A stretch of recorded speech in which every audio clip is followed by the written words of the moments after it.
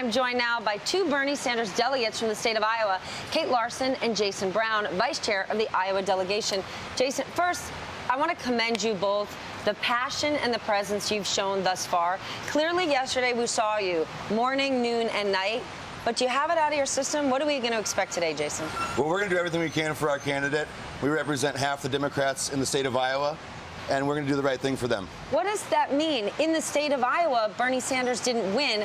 Mathematically, we already knew he wasn't getting the nomination. We're here at this point at the DNC. Hillary's the nominee. What is the point of continuing this message?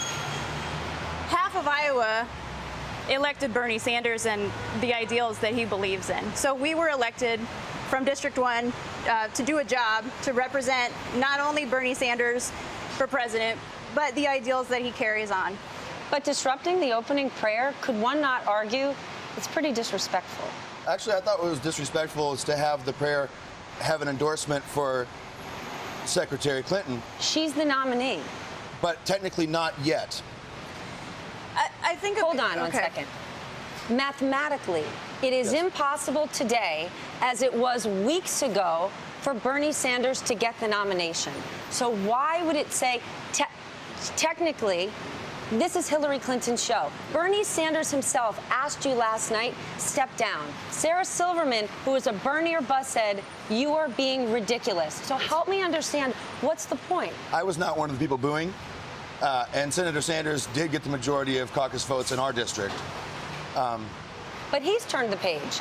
Should Yes. we not believe Bernie Sanders? He built the fire, he lit it, and now he's saying, guys, time to put it out. Are you not listening to your candidate?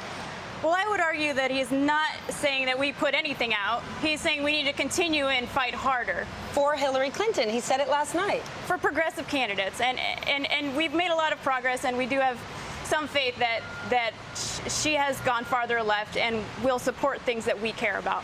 So that's great. Part of the issue, I think, last night and why people got so rowdy, we've worked really hard for this candidate. Nearly half, around 46% of the people who were there last night supported this candidate, brought a lot of new Democrats in, have a lot of new passion and fire. And it was supposed to be Bernie Sanders' night, right? He's speaking. There was very little mention or recognition of the candidate. And in a 4-day convention, we would have at least liked the chance to vote, be recognized for what we've done.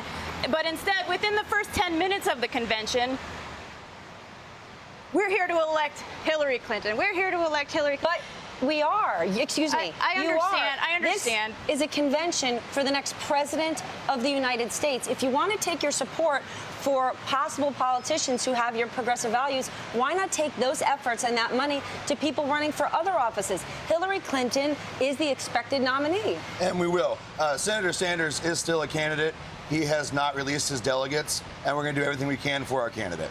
Well, I applaud your passion, both of you. And also, we're going to do everything we can for progressive Democrats across the board. Yes. At every level. And believe me, we are down-ticket Democrats. We're working very hard for our local races. Yes. Steve King, for example, made kind of an embarrassment of himself last week at the RNC.